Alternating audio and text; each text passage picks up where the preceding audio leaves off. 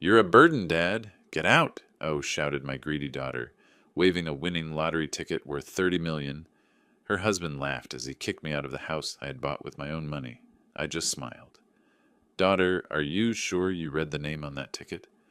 When they looked closer, they started screaming and tearing their hair out. Before we continue, please subscribe to the channel and write in the comments what time it is where you are now. The bills hit the coffee table like accusations. Teresa's hand slammed down beside them, sending the electric bill sliding toward my worn armchair. "Look at this mess!" Her voice cut through the afternoon silence. 300 for electricity, 250 for gas, and that's not even counting groceries.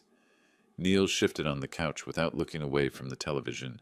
Some talk show droned in the background, audience laughter punctuating our family drama. The irony wasn't lost on me. "Your pathetic 1,200 isn't even enough for groceries?" Teresa spun toward me, her face flushed with anger. "We're drowning here, Dad, and you just sit there like everything's fine." I folded my hands in my lap, watching her pace between the kitchen entrance and the coffee table.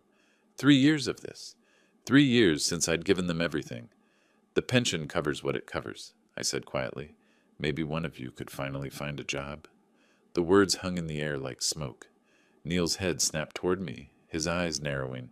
The talk show host's voice filled the sudden silence. "Are you saying I'm a failure?" Neil's voice carried that dangerous edge I'd learned to recognize. He pushed himself up on the couch, no longer lounging. "I've been looking for work. The market's terrible for sales managers." "For 2 years?" The question slipped out before I could stop it. Teresa laughed, sharp and bitter. "Right, Neil's the problem. Not the fact that your Social Security is barely enough to keep the lights on." She gestured at the scattered bills. "We need real money, not pocket change from some factory pension." The coffee table between us might as well have been a canyon. These bills, these numbers, they represented more than monthly expenses. They were evidence of broken promises, of sacrifices that had gone unacknowledged. "I worked 37 years at that factory," I said, my voice steady despite the anger building in my chest. "That pension supported your mother and me just fine." "Well, Mom's not here anymore, is she?" Teresa's words hit like a slap. "And your little pension doesn't stretch to cover 3 people." Neil stood up now, his bulk casting a shadow across the coffee table. "Maybe you should have thought about that before moving in with us." His tone suggested I'd forced my way into their home rather than been invited. The television laugh track seemed to mock us all. "I seem to remember being asked to move in," I said carefully, "after I sold my house and helped with your down payment." "That was different." Teresa waved her hand dismissively. "That was 3 years ago. Things change." 3 years? Had it really been that long since I'd handed over the check for $150,000?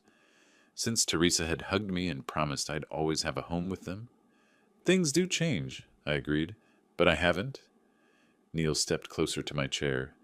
"Look, old man, we're grateful for what you did back then, but that doesn't mean we owe you free room and board forever." The words stung more than they should have. Free room and board, as if my pension, my grocery contributions, my help with utilities meant nothing. "I'm not asking for free anything," I said. "I pay my share." "Your share?" Teresa's voice climbed higher. "Your share would be splitting everything 3 ways. Your share would be 800 rent, not the nothing you pay now." The math was deliberately cruel. $800 would leave me with 400 from my pension. 400 to cover food, clothing, medical expenses, everything else an old man needed to survive. "So what are you suggesting?" I asked. Teresa and Neil exchanged a look. In that glance I saw something that chilled me more than the November cold seeping through the windows. They'd discussed this before. This wasn't a spontaneous argument born of financial stress. This was planned. "We're suggesting," Neil said slowly, "that you figure out how to contribute more, or figure out somewhere else to live." The television audience erupted in applause. Someone had just won something, received something wonderful and unexpected. The contrast felt deliberately cruel. I looked at my daughter, searching her face for any trace of the little girl who used to climb into my lap when thunderstorms scared her. The woman staring back at me was a stranger. "I see," I said, but I didn't see. Not yet. I wouldn't see clearly for another few minutes, when Teresa would thrust 5 crumpled dollars into my hand and send me out into the cold. I wouldn't understand the full scope of their ingratitude until I walked through the streets of Elgin, remembering every sacrifice I'd made for them. Right now, I just felt tired and foolish for believing that family meant something more than a monthly expense report. Well, Teresa demanded, what's it going to be? The question hung between us like a sword. Outside, clouds gathered for what looked like the season's first real cold snap. Inside, something equally bitter was settling over our small living room. The silence stretched like a held breath. Teresa stood over me, hands on her hips, waiting for an answer I didn't have. Neil remained by the couch, arms crossed, wearing the expression of a man who'd already won. Finally, Teresa made a sound of disgust. Fine, just fine. She stalked toward the kitchen, then spun back around. But you're not sitting around here all day feeling sorry for yourself. She disappeared for a moment, and I heard the familiar sound of her purse being rifled through. Coins clattered, paper rustled. When she returned, she had a crumpled $5 bill in her fist. Here! She thrust the money toward me like it burned her fingers.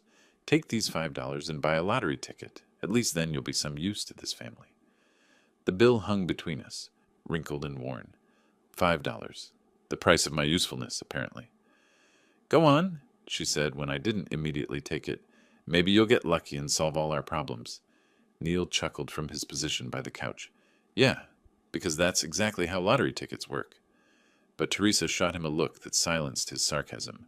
This wasn't about the lottery ticket, and we all knew it. This was about sending me away, getting me out of the house so they could discuss whatever they'd been planning.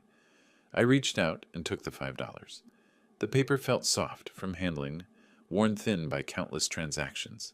Someone else had earned this money, spent it, received it as change. Now it was mine, a gift wrapped in humiliation. Thank you, I said. Teresa blinked, as if she'd expected an argument. Well, good. She stepped back, suddenly uncertain. The convenience store on McLean has those scratch-off tickets. Get something decent, not those dollar ones. I folded the bill carefully and slipped it into my shirt pocket. I'll do that.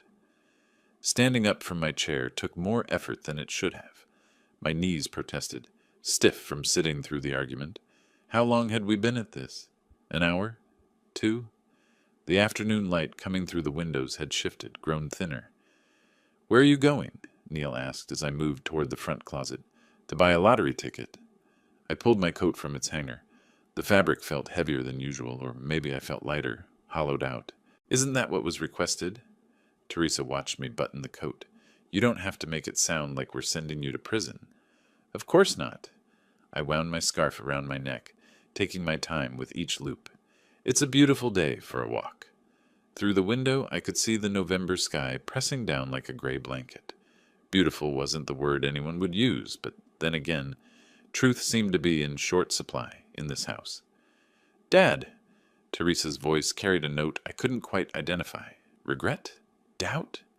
We're not. This isn't personal. I paused with my hand on the doorknob. No, I'm sure it's not. It's just practical, Neil added from the living room. We all have to face reality. Reality? Yes, I was beginning to see reality very clearly. The reality of what my $150,000 had bought me. The reality of what family meant when money got tight. I understand, I said, and I did, more than they knew. I opened the front door and November air rushed in to greet me. It carried the smell of dead leaves and coming snow, of seasons changing whether we were ready or not. Get the $5 tickets, Teresa called after me. Those have better odds. Better odds. I almost smiled at that. After today, I was beginning to think I understood odds better than I ever had before. I'll remember that, I said.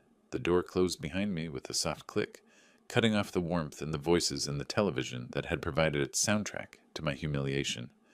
The porch steps creaked under my feet, and then I was on the sidewalk, breathing free air for the first time in hours. $5 in my pocket. $5 to buy hope, to make myself useful, to solve all our problems. They had no idea how right they might be about that. But first, I needed to walk. I needed to think.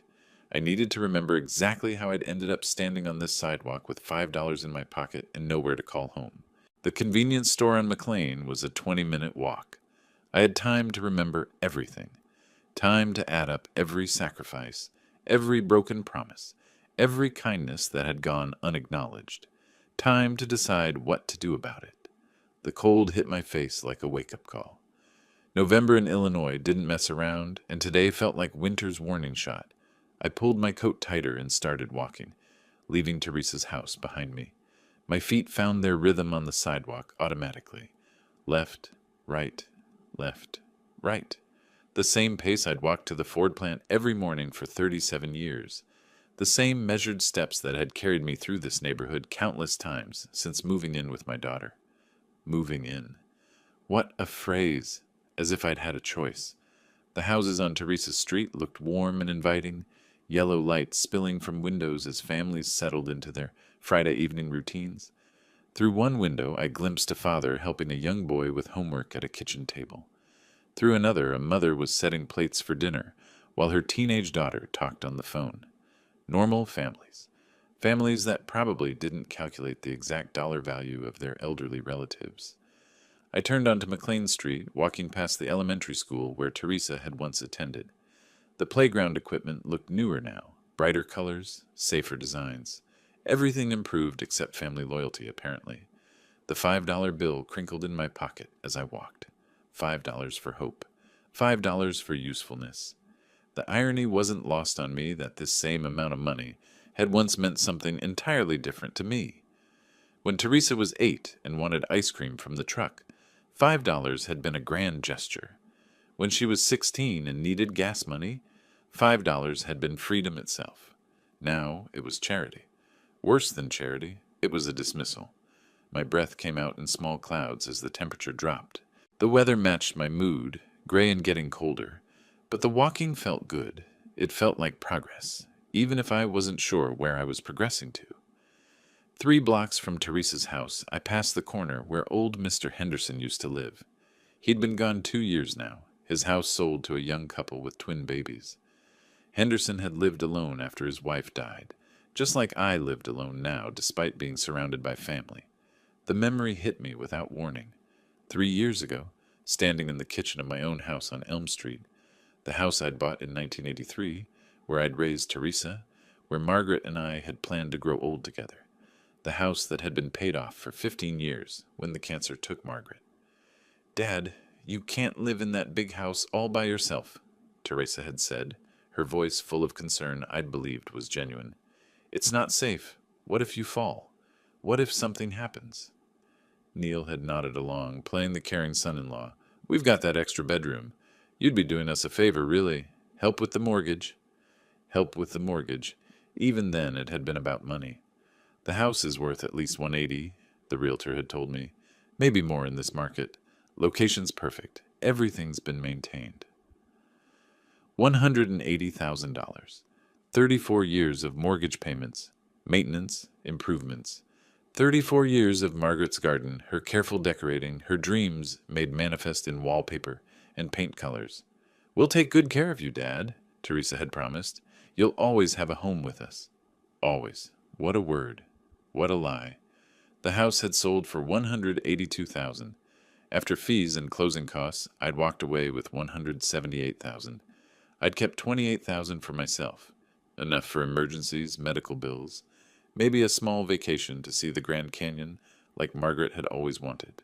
The rest, $150,000, I'd given to Teresa and Neil, their down payment on the house where I now lived as an unwelcome guest. "This is so generous, Dad," Teresa had cried, actually cried when I had handed over the check. "We'll never forget this. Never." 3 years. It had taken exactly 3 years for Never to become Nevermind. I reached Lord's Park and paused at the entrance. The pond was starting to skim over with ice, and the geese that usually congregated here had mostly moved on to warmer territories. Smart birds. They knew when it was time to go. $28,000. That's what I had left of my life's work. $28,000 and a $1,200 pension that apparently wasn't enough to buy me basic human decency from my own daughter. But it might be enough for something else, something they weren't expecting. I pulled the $5 bill from my pocket and looked at it in the fading light.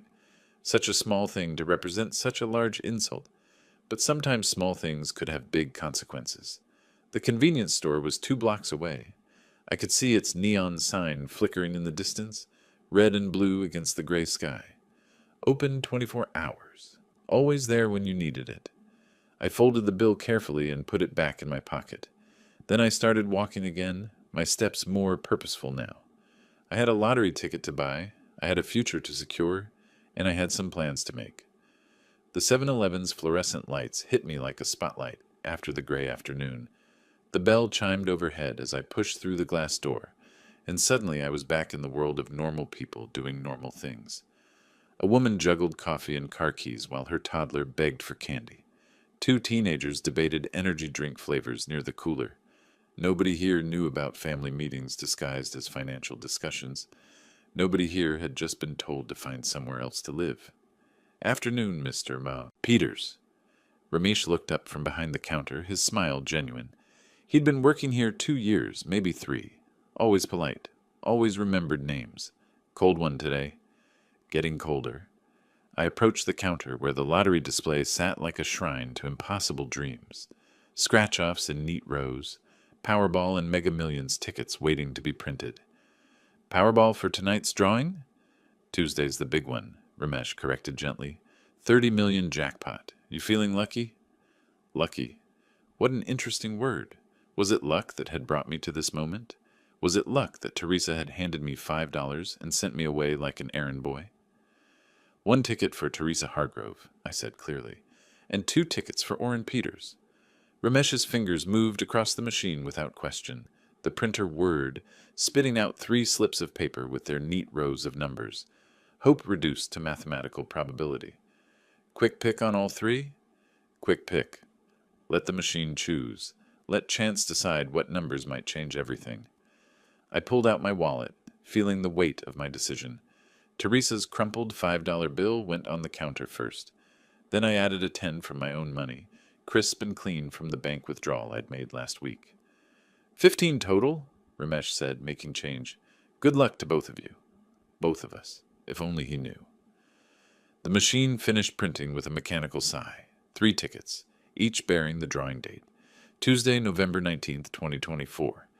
Each carrying the same impossible odds, the same slim chance of transforming ordinary lives into something extraordinary. I folded the tickets carefully, making sure not to crease the barcodes. Teresa's ticket went into my shirt pocket, close to my heart like a secret promise.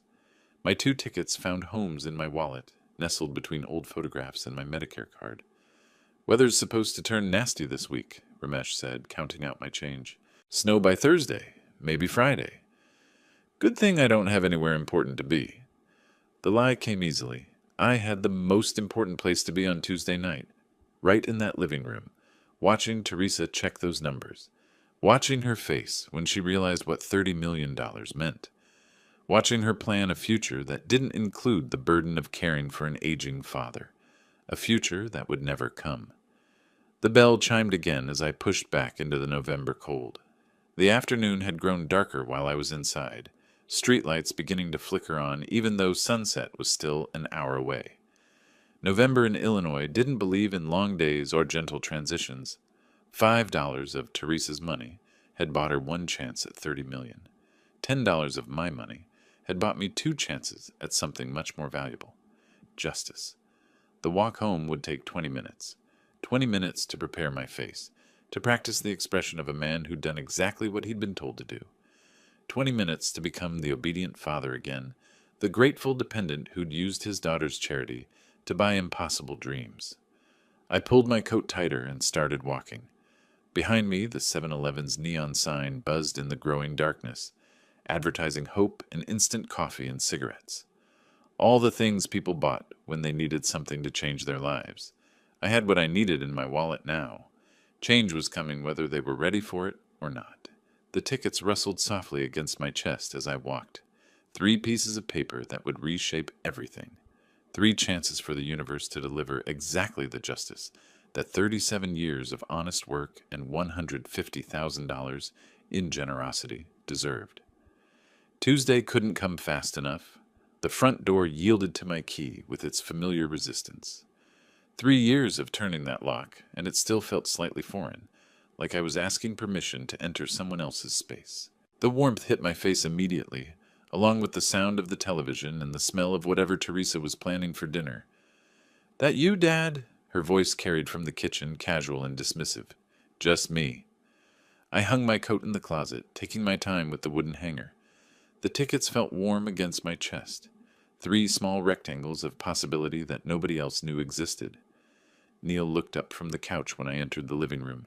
He'd changed positions since I left, but only barely. Now he was sprawled across the cushions with a bag of chips balanced on his stomach, watching some afternoon talk show. "Get yourself a winner?" He gestured at me with the remote, his tone suggesting the question was more mockery than genuine interest. I reached into my shirt pocket and pulled out the 3 tickets, placing them on the coffee table with practiced casualness. Just a routine transaction, nothing worth examining too closely. "Quick picks," I said. "Drawings Tuesday." Teresa emerged from the kitchen, dish towel in her hands, and glanced at the coffee table. The tickets lay there innocuously, 3 strips of white paper, among the scattered mail and remote controls. "Already planning how to spend your millions?" Her laugh had sharp edges. "Maybe you can buy us a new house, somewhere with better heating." The irony was so perfect it hurt. She had no idea how close to truth her sarcasm landed. Neil grabbed one of the tickets, barely glancing at it before tossing it back. "Powerball, huh? What's the jackpot this week?" 30 million, I said quietly. 30 million. Teresa shook her head, moving toward the window to adjust the curtains. "Just imagine. $30 million and all our problems solved. No more fighting about grocery money. No more worry about heating bills." She pulled the curtains shut against the early darkness. "Of course, knowing our luck, we'll match one number and win free tickets for next week." "That's about right," Neil agreed, turning his attention back to the television. "Peter's family luck runs about as thin as everything else around here." I stood there listening to them discuss my tickets, our tickets, with the casual certainty of people who'd never experienced real luck, good or bad. They saw 3 pieces of paper worth $15 of fleeting hope. They couldn't see the careful planning, the strategic thinking, the justice waiting to unfold. "Well," Teresa said, settling into her chair, "I suppose it's nice to dream for a few days, even if it's just fantasy." Fantasy? The word hung in the air like incense in a church. They had no idea that their fantasy was about to become someone else's reality. "I think I'll rest before dinner," I said. "Sure thing." Teresa waved the dish towel absently. "We're having leftover casserole. Hope that's okay with you." Of course it was okay with me. Everything was okay with me now. I was the grateful dependent, the aging father who accepted whatever scraps of consideration fell his way, the man who'd sold his house and given away his future for the privilege of being tolerated in someone else's home. I climbed the stairs slowly, letting my feet find each step with deliberate care. Behind me, the television droned on, and Neil made some comment about dinner that earned a sharp response from Teresa. Normal family sounds. Normal family tensions. Everything perfectly normal for the last few days before normal ended forever. My room waited at the top of the stairs, small and tidy and temporary.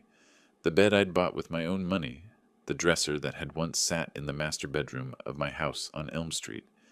Pieces of my old life arranged in a space barely large enough to contain them. I sat on the edge of the bed and opened my wallet, looking at the 2 tickets nestled between my Medicare card and a photograph of Margaret.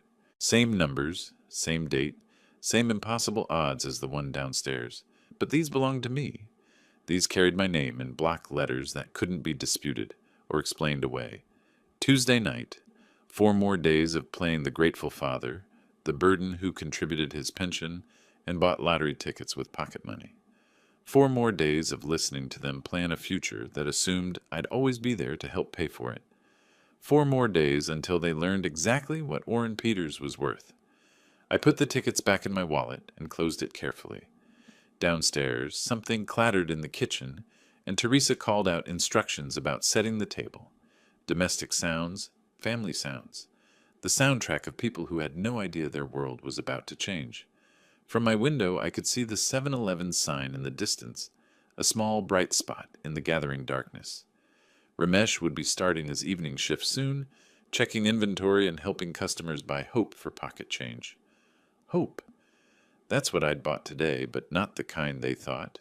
I'd bought the hope of justice, the hope of consequences, the hope that sacrifice and kindness might finally be rewarded. Tuesday couldn't come soon enough. 4 days passed like water through cupped hands. Saturday and Sunday blended into Monday, ordinary family routines punctuated by ordinary family tensions. The tickets remained on the coffee table, forgotten among bills and magazines, and Neil's empty beer bottles. I maintained my quiet demeanor, reading newspapers and watching afternoon game shows. Occasionally, Teresa would mention the tickets in passing, usually to make some joke about our inevitable losing. Neil ignored them entirely, more focused on job applications he never quite finished filling out. Tuesday evening arrived gray and cold, winter settling its bones into Illinois soil. The lottery show began at 8, sandwiched between news and sitcom reruns. We gathered in the living room without discussion, drawn by habit rather than hope. "Might as well check our loser tickets," Teresa said, reaching for the coffee table. She gathered all 3 tickets, holding them like a losing hand of cards. "What were those numbers again, Dad?" "I don't remember." The lie came easily. I'd memorized every digit 3 days ago, knew them better than my own phone number. That's what the tickets are for. The television host appeared, bright and enthusiastic, surrounded by numbered balls in a clear plastic sphere. "Good evening and welcome to Tuesday Night Powerball. Tonight's jackpot stands at $30 million. $30 million? Neil straightened slightly on the couch, his attention caught despite himself. $30 million buys a lot of beer," he muttered, trying to sound disinterested. Teresa shushed him, squinting at the first ticket in her hands. "Okay, here we go. Our chance to join the ranks of the newly rich and obnoxious." The sphere spun, balls dancing like excited children. The host reached in with practiced showmanship, drawing the first white ball. 7. Teresa glanced at the ticket. 7? Well, that's 1. "Don't get excited yet," Neil said. "It's probably the only one." The second ball emerged from the chaos. 23. 23. Teresa's voice carried a hint of interest now. "We've got 23 too." I sat in my chair, hands folded, watching this performance with the detachment of someone observing a play. The actors didn't know their lines, didn't understand their roles in the drama unfolding. 31? Teresa leaned forward. 31. That's 3. Her voice climbed higher. "Wait, that's actually 3 numbers." Neil turned away from the television, suddenly focused. "Let me see that ticket." 42. 42? Teresa was standing now, ticket shaking in her hands. 4 numbers. We have 4 numbers. The host's voice seemed to echo in the sudden tension. 58. Silence. Teresa stared at the ticket, her lips moving as she checked and double-checked. Neil grabbed her wrist, pulling the ticket closer to his eyes. 58, she whispered. "We have 58. 5 numbers," Neil breathed. 5 out of 6 numbers. "And now," the host announced with practiced drama, "the Powerball. Tonight's Powerball number is 12. The moment stretched like a held breath. Teresa looked at the ticket, looked at the television, looked back at the ticket.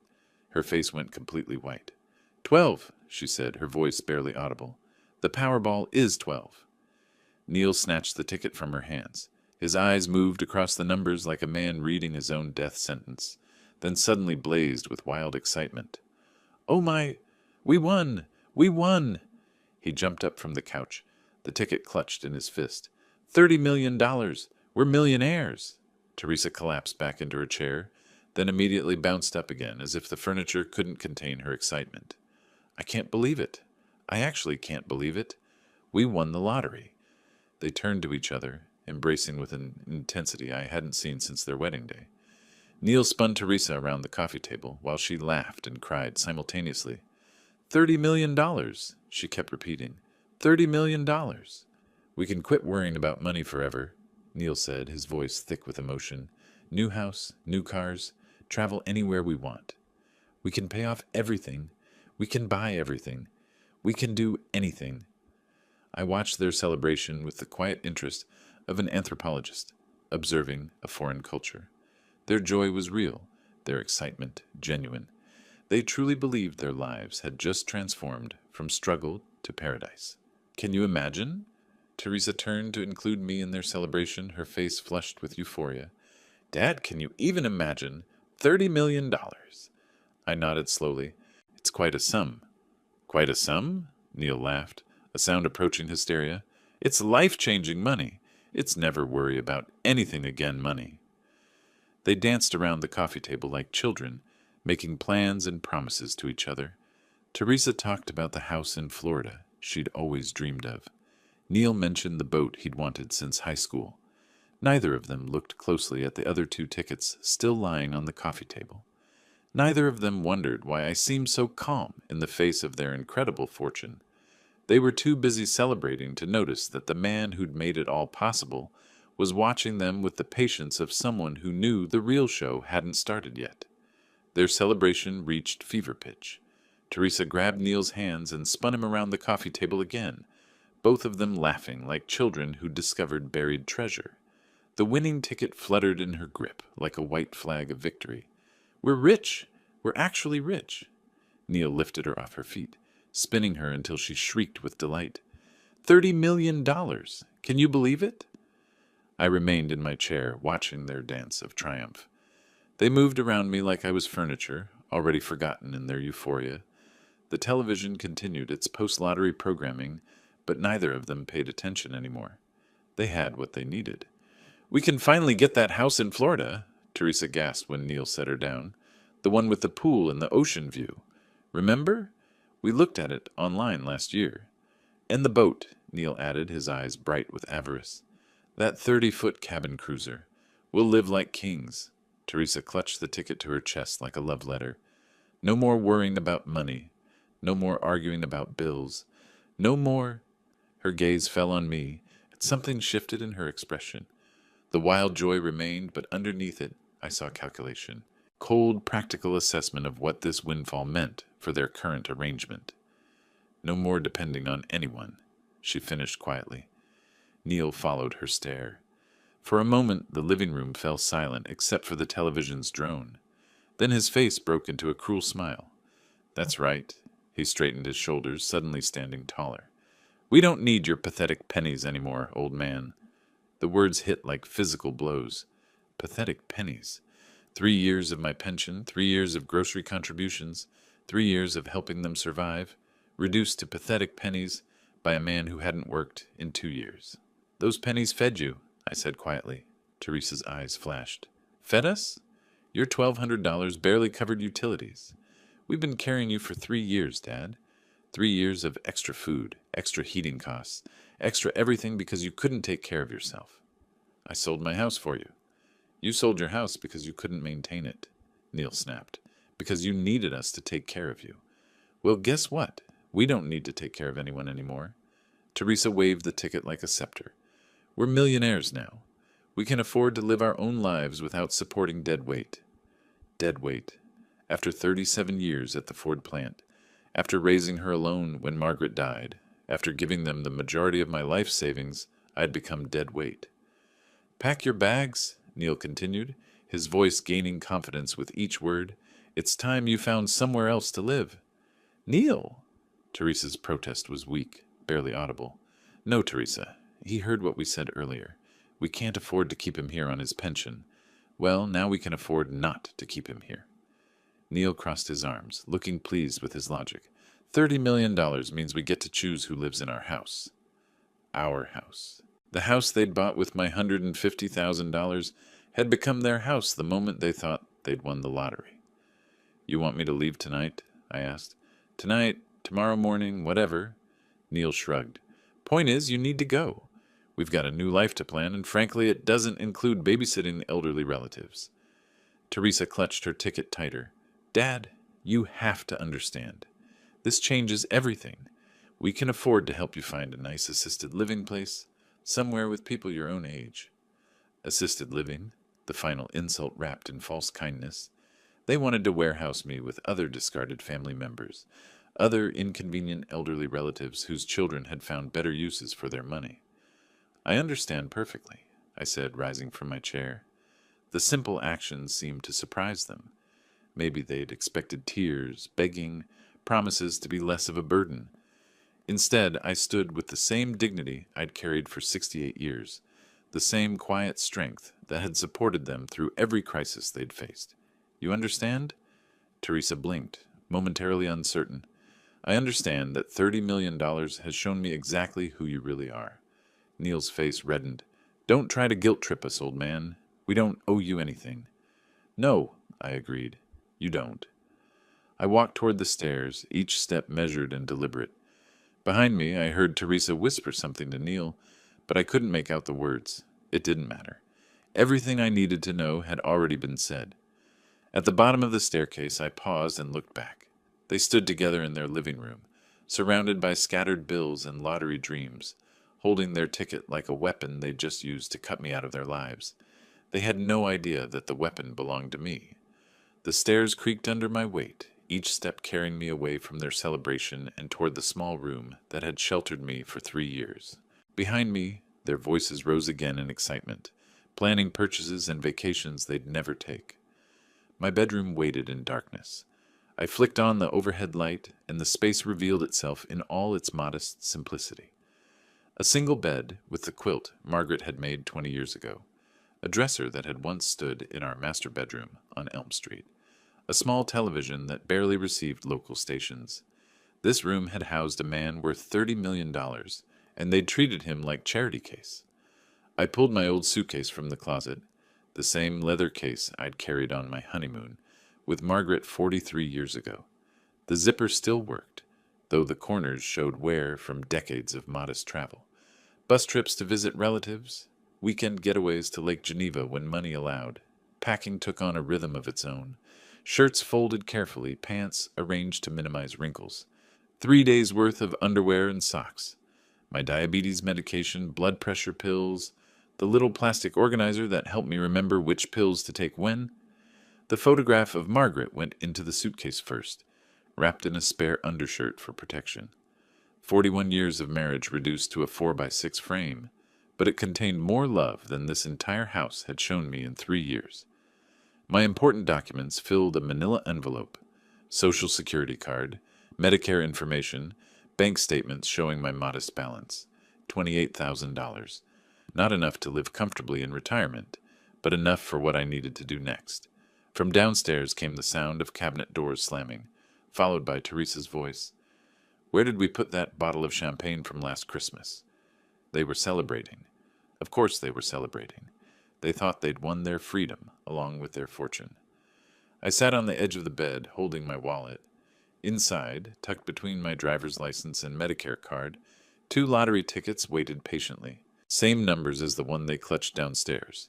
Same drawing date. Same $30 million jackpot. But different names. 42 years I'd worked in that factory, breathing metal dust and machine oil, watching younger men get promoted while I stayed steady and reliable on the floor. 42 years of overtime when we needed money for Teresa's school clothes, for Margaret's medical bills, for the 1,000 small expenses that come with raising a family properly.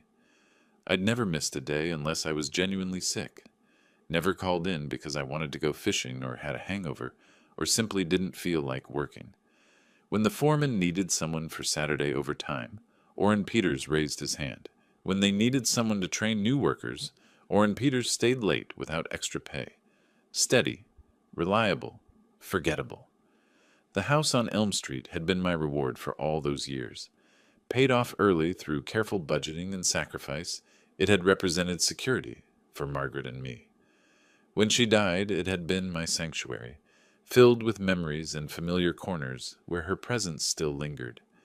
I'd given it up for family, for blood, for the promise that I'd always have a home with people who loved me. Downstairs, Neil's voice boomed. First thing tomorrow, we call a travel agent. I want to see Paris, Rome, all those places we never thought we'd afford. Places they'd visit with my money while I sat in some sterile, assisted living facility, paying for cable television and cafeteria meals, with what remained of my Social Security. I closed the suitcase and zipped it shut. The sound was final, decisive. The life of grateful dependent Orrin Peters was ending. What came next would be entirely different. A second smaller bag held my toiletries and a change of clothes. Everything else, the furniture I'd bought, the lamp that had been Margaret's favorite, the books I'd accumulated over 3 years of empty evenings, could stay. Material things meant nothing now. Justice meant everything. The stairs creaked again as I descended, carrying my 2 small bags. The celebration in the living room had grown louder, more raucous. Someone had found that champagne. I reached the front hallway and set my bags by the door. The same door I'd walked through 3 years ago, carrying hope and gratitude for my daughter's kindness. Tonight, I'd walk through it, carrying something else entirely. The truth. Teresa stood in the hallway when I reached the bottom of the stairs, champagne glass in one hand, the lottery ticket in the other. She'd been waiting for me, probably to ensure I actually left. Her face was flushed with excitement and alcohol, her smile sharp with victory. "Huh. Well, Dad," she said, waving the ticket like a conductor's baton, "I guess this is goodbye. Don't look so sad. This is good for all of us. You'll be much happier somewhere more appropriate for your age." She held the ticket higher, admiring it against the hallway light. Our golden ticket to freedom, $30 million of pure, beautiful freedom. I set my bags down carefully and studied her face. In all the excitement, all the celebration and cruel dismissal, she hadn't actually looked at what she was holding. She'd checked the numbers against the television, celebrated the match, but never examined the ticket itself. "Daughter," I said quietly, "did you even read whose name is written on that lottery ticket?" Her smile faltered slightly. "What do you mean?" "It's our ticket. We bought it with our money. You bought it with $5. But whose name did you tell the machine to print?" Something flickered in her eyes, confusion, then the first hint of unease. She lowered the ticket and looked at it closely for the first time since the drawing. Her face went completely white. "Orrin Peters," she read aloud, her voice barely a whisper. This says Orrin Peters." "That's right." She stared at the ticket, then at me, then back at the ticket. "This can't be right. There must be some mistake." "No mistake. That ticket belongs to me." "But I gave you $5. You bought this for us." "You gave me $5 to buy a ticket. I bought 3 tickets. 1 for you, with your money, in your name. 2 for me, with my money, in my name." I held out my hand. "That ticket you're holding, that belongs to me." Neil appeared in the hallway, drawn by the change in Teresa's voice. "What's going on? Why do you look like someone died?" Teresa held up the ticket with trembling fingers. "Neil, look at this. Look at the name." He squinted at the small print, his champagne-addled brain struggling to process what he was seeing. "Orrin Peters. So what? The old man bought it for us." "No," I said calmly. "I bought it for me, with my money, in my name, which makes it legally mine." The hallway fell silent except for the sound of their television in the background, still playing to an empty living room. I watched understanding dawn on their faces like a sunrise in reverse, darkness spreading where light had been. "You can't," Teresa's voice cracked. "This is ours. We won this. You've been celebrating a ticket that was never yours." Neil stepped forward, his face reddening. "You bought that ticket with money we gave you." "I bought 3 tickets. Yours is probably still on the coffee table where I left it, with your name on it. And you're losing numbers." "This is some kind of trick," Teresa whispered, but her voice carried no conviction. I reached out gently and took the ticket from her suddenly limp fingers. She didn't resist. The paper felt warm from her grip, slightly damp from her champagne-soaked celebration. $30 million, I said, looking at the numbers that matched perfectly with Tuesday night's drawing. "That's quite a sum, as you said. Enough to buy a nice house somewhere warm, enough to travel. Enough to live comfortably for the rest of my life." "Dad, wait!" Teresa's voice was pleading now, desperate. "We can work this out. We're family. We can share it." "Share it?" I folded the ticket carefully and placed it in my wallet, next to the 2 identical tickets that would serve as backup copies. "The way we've shared this house, the way we've shared expenses, the way you just shared your feelings about supporting dead weight." Neil's face had gone from red to purple. "You planned this. You set us up. I bought lottery tickets with my own money, just like millions of other people do every week. The fact that I won is just—" I smiled, feeling genuine happiness for the first time in 3 years. "Lucky!" Neil's footsteps thundered down the stairs like an avalanche. He appeared in the hallway, his face purple with rage, champagne breath preceding him like a warning. "What the hell is going on?" He looked between Teresa's shocked face and my calm demeanor. Why does she look like someone died? Teresa held up her trembling hand, pointing at the ticket in my possession. Neil, the ticket. It has his name on it. Not ours, his. For a moment, Neil's alcohol-fogged brain struggled to process the information. Then his eyes focused on the lottery ticket in my hands with laser intensity. Give that back right now. He stepped toward me, his bulk filling the narrow hallway. That ticket belongs to us. We've been planning our whole future around it. The ticket belongs to whoever's name appears on it, I said calmly. Illinois law is quite clear about that. I don't care what the law says. Neil's voice climbed toward hysteria. You bought that with our money, in our house, for our family. I bought 3 tickets. Yours is still on the coffee table with your losing numbers. Neil's hands clenched into fists. Give back that ticket, old man, or you'll regret it. I took a half step backward, maintaining eye contact. One more step toward me, and I'm calling police for assault and attempted theft. The words stopped him like a physical barrier. His fists remained clenched, but his feet stayed planted. Even through his rage, he understood the implications. You can't do this to us, Teresa whispered, tears starting to flow. We're family. We've taken care of you for 3 years. Taken care of me? I tucked the ticket securely into my wallet.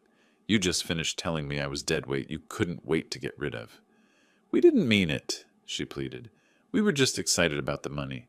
We weren't thinking clearly. No, daughter. For the first time in 3 years, you were thinking very clearly. You showed me exactly what I mean to you when you thought you had the power to discard me. Neil stepped sideways, trying to block my path to the door. You're not leaving with that ticket. We'll call the police ourselves. We'll tell them you stole it. Please do. I reached for my suitcase handle. I'd be happy to show them my receipt from the 7-Eleven, along with the security footage of me purchasing 3 tickets with my own money. I'd also enjoy explaining how you tried to physically intimidate a senior citizen into surrendering his legal property. The color drained from Neil's face. Even drunk, he could follow that logic to its inevitable conclusion. Dad, please, Teresa's voice broke completely. We can work this out. We can share the money. You can live here as long as you want. We'll never mention money again. Share? I lifted my second suitcase. The way we shared this house? The way we shared expenses? The way you shared your honest feelings about supporting your aging father? We made a mistake, Neil said, his aggression crumbling into desperation. People say things they don't mean when they're excited. No, Neil. People say what they really think when they feel safe enough to say it. Tonight, you both felt safe enough to show me your true selves. I moved toward the door, and this time Neil stepped aside. His fight had collapsed into hollow defeat. Where will you go? Teresa asked quietly. Somewhere I'm wanted.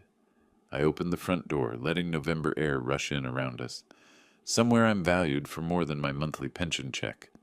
You're making a huge mistake, Neil said, but his voice carried no conviction. No, I made my mistake 3 years ago when I believed family meant something more than financial convenience. I stepped onto the porch, my suitcases in hand. Tonight, I'm correcting that mistake. The porch light cast long shadows across the front yard. Behind me, I heard Teresa sobbing and Neil muttering curses under his breath. Ahead of me lay the cold November night and whatever future $30 million could buy. I walked down the driveway without looking back. Their voices faded behind me, swallowed by the darkness that had always felt more welcoming than their false warmth. For the first time in 3 years, I was free. The Motel 6 on Randall Road became my sanctuary that first night. The room smelled of industrial cleaning products and worn carpet, but it offered something Teresa's house never had, honest hospitality paid for with honest money. I sat on the edge of the bed, holding the winning ticket under the harsh fluorescent light. 7, 23, 31, 42, 58, Powerball 12, numbers that would transform my remaining years from burden to blessing. Morning brought practical decisions. The Illinois Lottery office in Des Plaines opened at 9. By 8:30, I was dressed in my best shirt and jacket, tickets secured in my wallet alongside backup documentation. The lottery building hummed with quiet efficiency. Security guards, government employees, people who processed dreams for a living. My caseworker, Patricia, treated me with professional courtesy that felt revolutionary after 3 years of familial condescension. Congratulations, Mr. Peters. She examined my ticket under special lighting, checking watermarks and security features.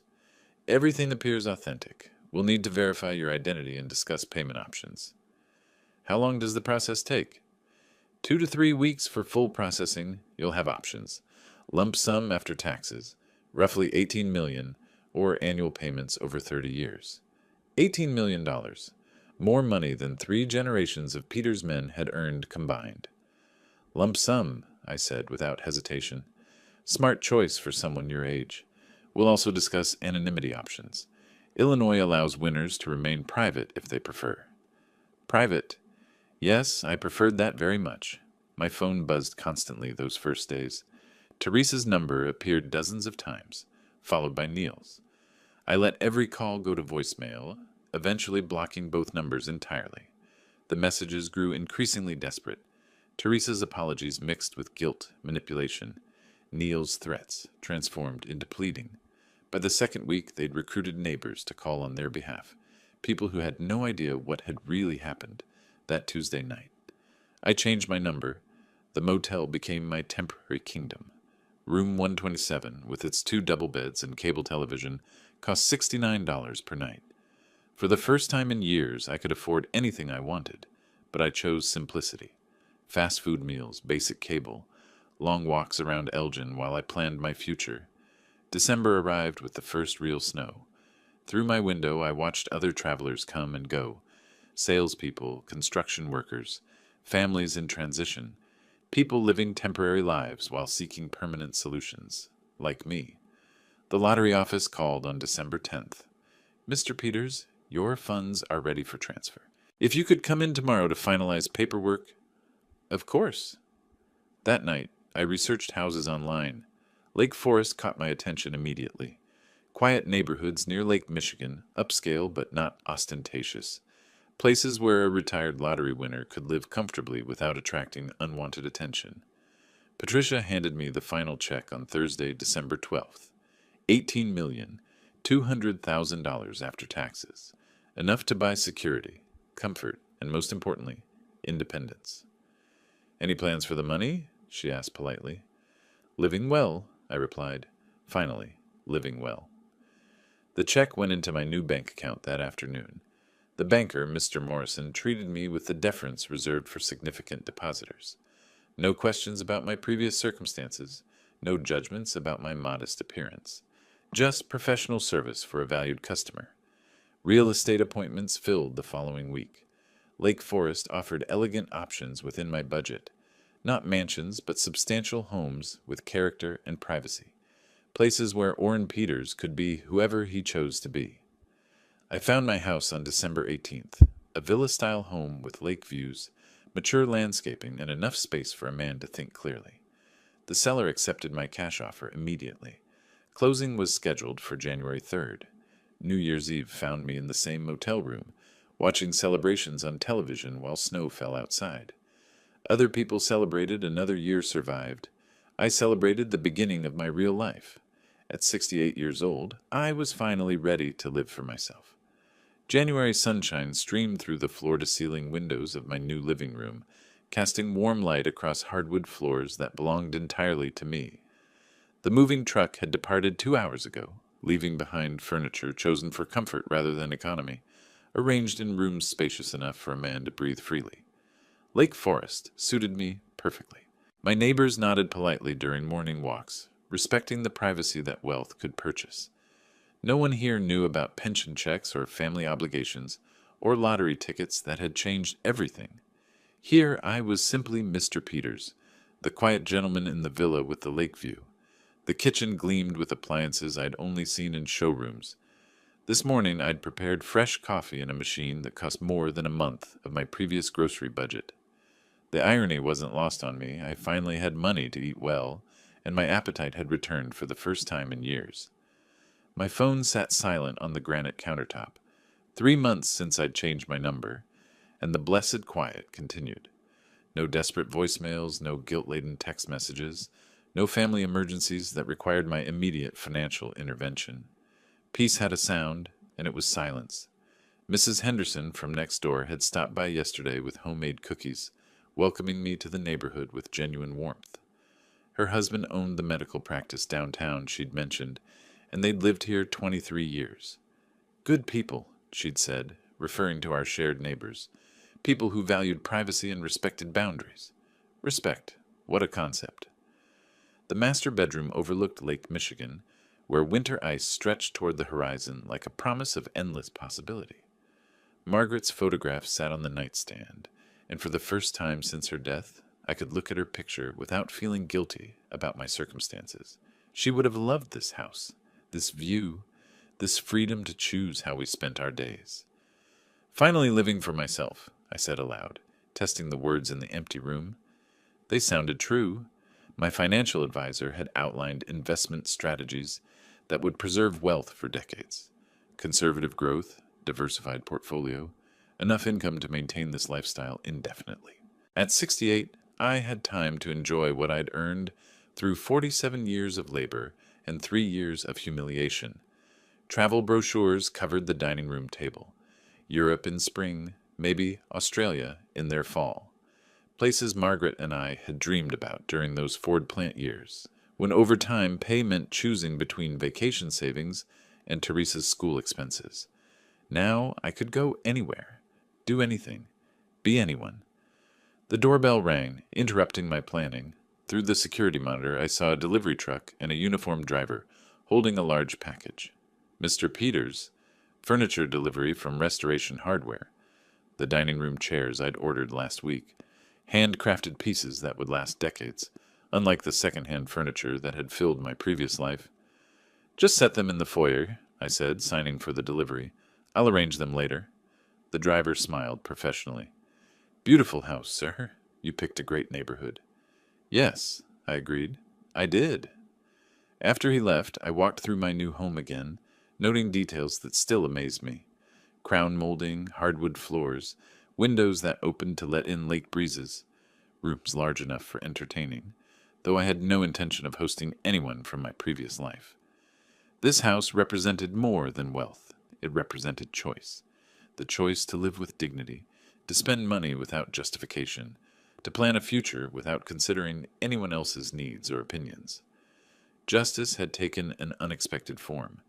Not revenge exactly, but natural consequences. Their greed had cost them everything they'd thought they'd gained. My dignity had earned me everything they'd thought was theirs. The afternoon light shifted across my living room, painting geometric patterns on walls that would never echo with complaints about my pension or criticism of my contributions. These walls would know only peace. I settled into my new leather chair, opened the European travel guide, and began planning my spring in Tuscany. At 68, I was finally beginning to live. If you like this story, please like this video, subscribe to the channel, and share your impressions of this story in the comments. To listen to the next story, click on the box on the left. Thank you for watching.